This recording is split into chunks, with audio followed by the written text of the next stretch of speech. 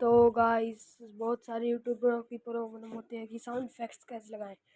तो बहुत इजी तरीका है, प्ले स्टोर ओपन कर लो, फिर सर्च वाले बटन पर दबा के वहाँ से सर्च कर लो माइंडस्टैंड ऐप। देखिए यहाँ पर माइंडस्टैंड ऐप मैंने सर्च कर लिया है और यहाँ पर माइंडस्टैंड ऐप, ये वाला माइंडस्टैंड ऐप है, इसको डाउनलोड कर आप कोई भी साउंड वाली ट्रिक लगा सकते हैं।